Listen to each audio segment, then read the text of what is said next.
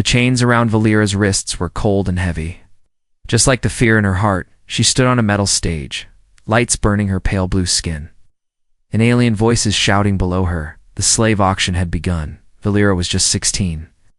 But life had already shown her the worst of the galaxy. Her world had fallen years ago, burned, conquered, and forgotten since then. She'd been passed from one cruel master to another, beaten, starved, and taught one lesson again, and again hope was a lie. Now she stood trembling, forced to wear a thin dress that barely covered her. The alien crowd below laughed and pointed as the auctioneer announced her name and price. Rare species. Trained, obedient when punished. He shouted. The other slaves behind the stage looked away, not wanting to see her shame. Valera kept her head down. Waiting for the next monster to buy her, she had seen what others did to girls like her, and she had learned never look your buyer in the eye. That only made it worse. But then, something strange happened. The auctioneer paused, looked at a new figure who had stepped forward from the shadows. A human. The auctioneer said with a laugh, "You sure you want this one, old man?" The human said nothing, just handed over a small device that beeped with payment. Valera peeked up for 1 second and saw him. He was older than most buyers. Maybe in his late 40s, with gray around his beard and sadness in his eyes. He wore a long brown coat and had rough workers' hands. Not the soft hands of the rich. There was no smile on his face, no hunger in his eyes, just something else. Something calm. Valera flinched as the guards unchained her and shoved her forward. She expected a slap, a collar, or worse. Instead, the man took off his coat and gently placed it over her shoulders. Her eyes widened. What kind of buyer gave comfort? He didn't pull her by the arm, didn't chain her, didn't even speak, simply nodded for her to follow him, began walking toward a waiting hover truck. She followed, confused, afraid it was some trick. Maybe he wanted her to trust him. First, then hurt her later. That's how some masters played their sick games. Inside the hover truck, she sat stiffly in the corner. The man sat far away from her, started the engine, and drove in silence. No words, no orders. Valera's mind raced. Who was this human? Why had he bought her? What did he want? Hours passed, and the stars above changed. The city lights faded into desert sands and open skies. Still, he said nothing, finally. They stopped near a small shelter made of scrap metal and solar panels. He opened the door for her, but didn't touch her instead. He walked inside and placed a bowl of food on a metal table. Valera stared at the food like it was a trick. She waited, thinking it might be drugged, but when her stomach growled loudly, she gave in and took a bite. It was warm and real. Later that night, she curled up in a corner, watching him closely. He didn't sleep beside her or anywhere near her. Instead, he stepped outside, closed the door behind him, and lay down under the stars. Valera couldn't sleep. Her heart was pounding too fast, and her thoughts were spinning. Was this man broken? Why treat her like a guest and not like a slave? Back in the auction pit, she had been sure he was just another monster. Now, she wasn't sure of anything. She stared at his coat wrapped around her. It still smelled like dust and oil, but it was warm in the darkness. A strange thought entered her mind. Maybe, just maybe, he didn't buy her to hurt her. Maybe. Saved her? But why? Asterisk, the hover truck rumbled across the dusty plains, its old engine groaning like it didn't want to go any farther. Valera sat in the back, wrapped in the human's coat. Her knees pulled close to her chest. She had slept little the night before. Her eyes watching every move he made, waiting for something bad to happen, but nothing ever did. The man, his name she still didn't know, had given her food space. In silence, he hadn't asked her to clean, obey, or serve. He hadn't even asked her name. The silence between them was strange, not cold, not cruel, just quiet, like he knew she didn't want to talk, respected it outside the truck. Wind swept over dry hills and cracked earth now and then. Valera caught glimpses of strange creatures running in the distance. Thin beasts with glowing eyes, but she kept looking back at him, this human with tired hands and haunted eyes. He just drove, focused, steady, as if carrying something fragile. Valera's hands touched the edge of the coat again. It was still warm from the night before. She didn't understand what game he was playing. She had met many humans during her years. In chains, most were loud, cruel, or cold, but this one didn't even raise his voice. Her eyes scanned the inside of the truck, searching for signs, chains, shock collars, weapons, anything that would prove he was like the others. But all she found were tools, spare parts, a folded map, and some protein bars. No traps, she thought, confused. No hidden cuffs, no metal rods. No commands to kneel that made her more afraid than anything at a fuel stop. The man stepped out and refilled the tank. He nodded to her before walking into a small shop. Valera stared at the open door, her heart racing. Should I run? She could vanish into the rocky fields, hide in the ruins, but where would she go? No food, no shelter, no stars to guide her, just emptiness and bounty hunters who might be looking for her. Still, the habit of escape was hard to kill. She slid one foot toward the truck's edge, paused, and then stopped. He came back holding a small bottle of water and a piece of fruit wrapped in cloth. Without a word, he handed both to her and kept driving. Valera looked at the fruit, then at him, still no chains, no collars. She ate. In silence, slowly, her eyes never leaving his face. He wasn't handsome, not like the noble warriors from her old world. But there was something in his face that made her curious. A quiet strength, like someone who had lost much but still carried on. As the sun fell and night began to rise, the truck pulled off the road near an old bunker, half covered in sand. He lit a small lamp and opened a hidden door in the ground. Safe here, he finally said, his voice calm, low, and deep. The first words he had spoken to her since the auction. Valera followed slowly, her bare feet stepping into the cool underground. Shelter. There were 2 sleeping mats, canned food, water bottles, and a small heater. No chains. Again, she sat on one mat, clutching the coat, unsure of what to do. He placed another blanket near her, then sat down on his own mat across the room. No questions, no pressure. Why? She whispered suddenly, her voice shaky and soft. The word hung in the air. He looked at her, his eyes kind but tired. To give you a chance, he replied simply. A chance? For what? She asked, still not understanding. He looked away, staring at the small flicker of the heater's light. To live, he said quietly. Not his property. Just as Valera had no answer, she lay down, eyes wide open, trying to understand what kind of human would say something like that night. She didn't dream of whips or cages. She dreamed of a strange world where she was free, where no one shouted orders, and the stars didn't look down in pity. And in that world, the man in the brown coat was still there, walking beside her without asking for anything. Days passed, but Valera still hadn't learned the man's name. He didn't offer it. She was too afraid to ask. They stayed in quiet shelters, moved across dry landscapes, and never stayed in one place too long. Each night, he gave her space, food, and silence. And each night, her fear slowly turned into confusion. Confusion into curiosity. Valera had never known a life without chains. Even when she wasn't locked up, her mind still was. She had been trained to obey, to be silent, to accept pain as normal. But this man, he never touched her, never shouted, never ordered her. He let her rest when she wanted. He even gave her a data pad so she could read something she hadn't done since before she was taken. One evening, they camped beneath a quiet sky. The stars like holes punched in a black curtain. She sat near the fire, hugging her knees. The man was fixing something on his truck, his hands moving slowly, like he had done this 100 times.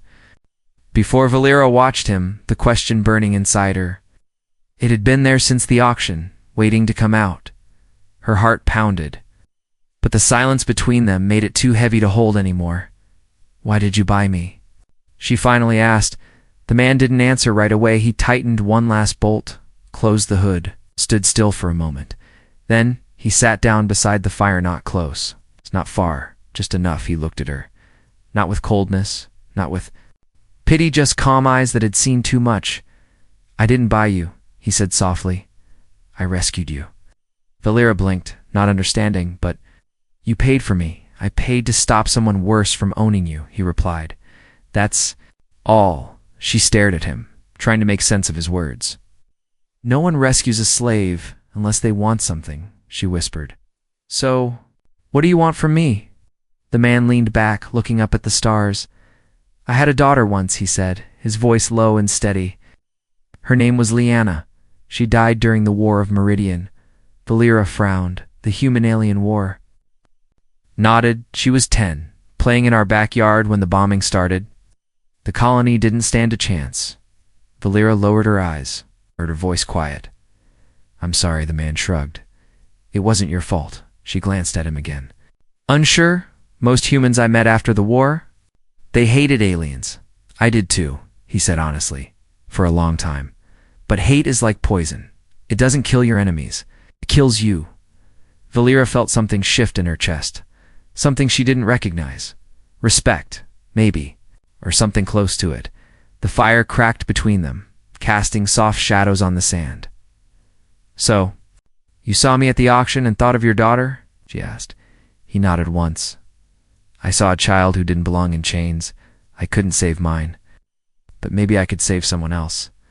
Valera felt something hot behind her eyes, but blinked it away. She didn't. Slaves weren't allowed to cry. Crying was weakness. Still, the warmth of his words reached somewhere deep inside her. She stared into the fire, whispering, I don't know how to be free. That's okay, he said gently. Freedom isn't something you wear. It's something you learn for the first time. Valera didn't feel like a prisoner. She felt like a person, just a scared girl in the middle of nowhere, talking to a man who had no reason to help her, but did anyway. The fire burned lower as silence returned. But this silence felt different, lighter, warmer, before going to sleep. Valera looked at him one last time. Will you tell me your name? She asked. He smiled softly. Callan. She nodded, whispering the name to herself like a secret. Callan. And then, for the first time in years, Valera slept without fear. The mornings were cold in the desert. But inside Callan's small shelter, it was warm enough to feel safe. Valera stretched under her blanket, blinking against the soft glow of a heat lamp. For a moment, she forgot where she was. Then she remembered she wasn't in a cage anymore. She was with Callan. She looked across the small room where the man was making tea using a rusty old kettle. He moved slowly, like someone who had been injured long ago, but never stopped moving forward. Valera sat up, her long hair tangled from sleep. She watched him pour the tea into 2 cups and place one quietly near her without saying a word. She whispered a thank you, surprised at how normal it felt. Days had passed since she asked him the question, Why did you buy me? His answer still echoed in her mind. He didn't want anything from her, only to give her a chance to live. But freedom was a strange thing. It sounded beautiful, yet it felt terrifying. She didn't know how to move, how to think, how to just exist without someone controlling her. Later that evening, Callan sat outside under the stars. Working on his truck again, Valera stood in the doorway, watching him. Can I help? She asked quietly. He looked up, surprised, but gave her a gentle nod. Hold this, he said. Handing her a tool, it was the first time she felt useful. Not the first time someone trusted her hands for anything besides cleaning or serving, but as she leaned closer, her sleeve fell back, revealing deep scars along her wrist-hold burns in the shape of a metal cuff. Callan paused, his eyes noticing, but he said nothing. No pity, no questions, just silence. Valera's breath caught, her heart racing with shame. She pulled her sleeve down fast, her voice shaking. It's nothing, it's not nothing. Callan said softly, still not looking at her, but it's not your fault. She wanted to scream, to run, to break something. Instead, she sat down on the sand and looked up at the stars. I was 8 when they took me, she said suddenly. Sold by a man who said he was my uncle. Callan listened. They trained me to follow orders. To smile when I was scared, to hide pain when it burned, she continued. They said I wasn't a person, just a thing. Her voice cracked on the last word. She clenched her fists, her nails digging into her palms. Did you ever believe them? Callan asked gently. She nodded slowly for a while. Yes. He set down his tools and looked at her directly. Well, I don't, he said. Not for a second. Valera blinked. Her lip trembling. No one's ever said that to me before, she whispered. Then it's long overdue. He replied that night. Valera had the worst nightmare yet. She was back in the cages, surrounded by cruel masters with glowing eyes. They laughed as they chained her, dragging her into darkness. Then a sharp scream escaped her lips. She woke up in the shelter, gasping for air. Her body shaking uncontrollably. Callan was already there, kneeling beside her, but not touching her. His voice was calm. Steady, you're safe, Valera. It was just a dream. She curled into herself, sobbing, I'm sorry. I didn't mean to scream. You never have to say sorry for fear, he said, not here. He passed her a water bottle and sat silently beside her until her breathing slowed. Valera wiped her eyes, ashamed but strangely lighter. She had cried in front of him, and he hadn't walked away or called her weak. He had stayed. In the dim silence, Valera whispered something that even surprised her. I want to get better, you will, Callan replied, his voice steady, one day. At a time, and for the first time since her childhood, Valera believed those words might be true. Valera was learning to breathe again, not the shallow gasps of a frightened slave, but the steady, calm breath of someone slowly remembering how to live. She helped Callan fix his truck, cleaned the shelter without being asked, and even smiled just.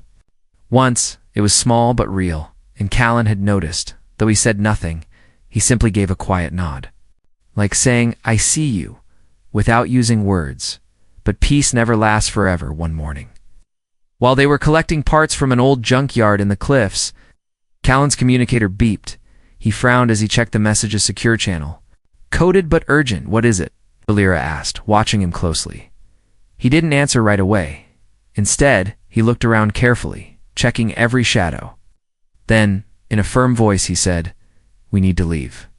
Now they jumped into the truck and drove fast, dust flying behind them. Valera could feel the tension in Callan's shoulders, in the way he gripped the wheel tighter than usual. What's happening? On you, he said finally. High enough that hunters will come from every system nearby. Her blood ran cold. Who put it there? Your former owner, he said. He wants you back, and he doesn't care if you're alive or broken. Valera pressed her hand over her chest, trying to calm her racing heart. The idea of returning to that world, the chains, the darkness, it made her stomach twist. But how did they find me? She whispered. Callan's jaw tightened. Someone at the auction must have leaked my ID code. They drove through the night, heading for an old rebel outpost in the mountains. Callan knew people. They're people who didn't trust the law, but still had hearts that night, as they camped in a rocky cave hidden from the sky. Valera couldn't sleep. She stared at the fire, remembering every scar, every scream. Would they find her? Would they kill Callan to take her back? She shook with fear. Not for herself this time, but for him. He had saved her life, given her kindness, warmth, hope, and now he was in danger because of her. I'm sorry, she whispered, as Callan checked his blaster rifle near the fire. He looked at her, confused. For what? For being a burden, she said. For bringing trouble to you. He stood slowly and walked over. Sitting beside her, You are not a burden, Valera, he said. For a life worth protecting. She looked at him, her eyes full of tears. You barely knew me. I didn't need to, he replied. You were in chains, and I had the power to break them. That was enough before she could speak. A distant sound echoed through the rocks, a high-pitched whistle. Callan stood instantly, pulling her behind the truck. Bounty hunters, he said, voice low and sharp. 2 of them, maybe more. He handed her a small energy blade. Valera's hand shook as she held it. I don't know how to fight, she whispered. You know how to survive? Callan replied, That's all that matters. Blaster shots lit up the night. Sparks. Flying off the rocks, Callan fired back, taking cover and moving quickly. Valera stayed low, heart pounding, every second, feeling like forever. A loud crack rang out. One of the bounty hunters dropped. Stunned by Callan's shot, but another charged toward the truck. Raising a long rifle, Valera didn't think. She just moved. She leaped from behind the rocks and slashed with the energy blade, hitting the hunter's arm. He shouted and fell back, giving Callan just enough time to finish the fight. Breathing hard, Callan rushed to Valera's side. "You okay?" She nodded, eyes wide, shaking but alive. After the attack, they didn't speak much. They left the cave before dawn. Callan sighed, bleeding slightly from a cut. Valera wrapped it for him. Her fingers steady despite her fear. That day, as they drove toward the rebel base, something had changed. Valera wasn't just a rescued slave anymore. She was someone who had chosen to fight back, not just for herself, but for the man who gave her a second chance. She looked at Callan, her voice quiet but strong. "I won't let them take me again." He glanced at her with pride in his eyes. "They won't," he said, "not while I'm breathing." The rebel outpost sat deep in the canyons. Hidden behind rock walls that swallowed sound, no satellites could scan it. No bounty hunter could find it without a guide. It was their last safe place. Callan and Valera arrived at night, tired, bruised, and covered in dust. An old friend greeted them at the entrance, a tall woman with a metal arm and sharp eyes. "Callan," she said, nodding. "You brought her. She's the one," he replied, his voice low and worn. "Is she worth the risk?" The woman asked. "She's worth everything," he said. Inside the outpost, Valera sat quietly while they discussed her future. She looked around, a few rebels sharpening weapons, others studying maps, a child sleeping in one corner. Everyone here had lost something. Just like her, everyone was fighting to keep what little they had left. Callan returned with serious eyes, kneeling beside her. "They've agreed to help," he said. "A smuggler ship is leaving in the morning, heading toward a free zone near the Nabari moons." Her heart jumped. Free zone. No slave markets, no bounty laws, no one looking for you, Callan explained. "You'll be safe there, Valera." She opened her mouth to speak, but his tone changed slightly. "There's one condition," he added. Her smile faded. "What is it?" "They won't risk the ship if I'm with you," he said. "Too much attention?"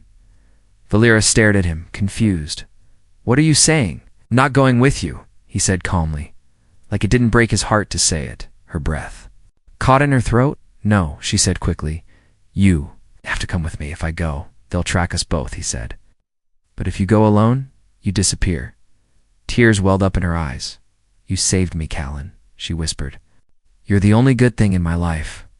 I can't leave you." He gently placed a hand on her shoulder. "You won't be leaving me," he said. "You'll be carrying the reason I did all this, so someone like you could be free." Leaning into him, her arms trembling. As she held him for the first time, "I don't want to be alone again," she cried, her voice cracking. "You're not alone," he whispered. "Not anymore." "You never will be." Morning came too fast. At sunrise, the smuggler ship buzzed with quiet energy, its engines humming, ready to leave. Valera stood at the loading ramp, clutching a small bag of clothes and supplies. Rebel guards kept watch, scanning the horizon for any sign of hunters. Callan stood with her at the edge of the ramp, his coat flapping in the desert wind. He handed it to her, the same coat he gave her the day they met. "Keep this," he said. "It got you through the worst. Maybe it'll help you find peace." Valera looked into his eyes, desperate to remember every line of his face. "Will I ever see you again?" she asked, her voice thin as air. He gave her a soft smile, the kind that hides deep pain. "I hope so," he said, "but even if you don't, know that someone in this universe believes in you." A voice called from inside the ship. "Time to go." Valera turned toward the door, her feet heavy like stone. But she forced herself forward, her hands shaking, her heart breaking. She reached the doorway, paused, then ran back to him and hugged him tight one last time. "I love you," she said. "Without shame, you're my family." Callan didn't answer with words. He just held her tighter and whispered, "Live." Then she walked onto the ship. The door closed behind her, and Callan stood alone in the dust, watching the only light left in his life fly away into the stars. The sky over the Nabari moons was lavender in the mornings, soft and still. Valera stood by the glass window of her small room. Staring at the rising light, she still wore Callan's old brown coat, even though it didn't fit quite right anymore, too. Months had passed since she arrived on the free planet. She had her own name now, her real name, not a slave tag. Not a number, and most of all, she had something she'd never known before. Choice. She chose what to eat, what to wear, where to go. She could walk outside without fear of being dragged back. She could sleep without nightmares, though sometimes she still woke up reaching for Callan. She worked at a refugee center now, helping others like her alien girls, boys, and broken people who had seen too much. She taught them how to hold a spoon again, how to read, how to speak without whispering. Each time she helped someone smile, she felt like a piece of herself was healing too. Still, every night she checked the stars, waiting for a message that never came. She had sent Callan dozens of letters, some with drawings, others with stories of her days. She never got a reply, but she kept sending them, believing that somehow, somewhere, he was reading every word. One evening, after giving a speech to a small crowd about ending slavery in the border systems, Valera stepped off the stage to polite applause. She bowed her head, thanked them, and turned on. There, standing at the edge of the crowd, was a man in a worn travel coat, dust on his boots, a beard a little grayer than before. Her breath caught. In her throat the world froze. "Callan," she whispered. He gave her a quiet smile. Eyes misty but proud. "You've changed," he said, voice deeper than she remembered. She ran to him without thinking. Throwing her arms around him, "You're alive," she cried. "You came back, I told you," he said. "I just wanted to see you live." They stood in silence for a while, her tears soaking into his coat, his hands trembling slightly. As he held her, he looked at the crowd around her, people clapping softly, some crying, others bowing their heads in respect. "You've become more than I ever dreamed," he said. "You gave me the chance," she replied. "You saved me," he shook his head gently. "No, you saved yourself.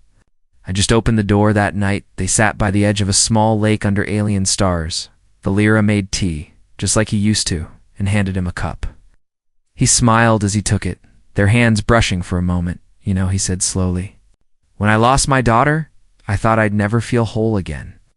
"I think I found her," Valera said, placing her hand over his. Callan looked at her, eyes full of warmth. "You sure?" he asked gently.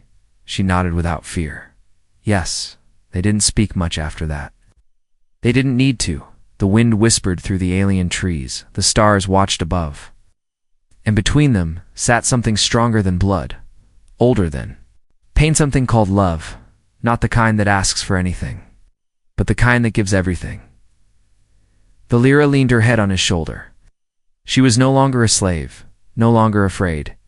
She was free, and she was home.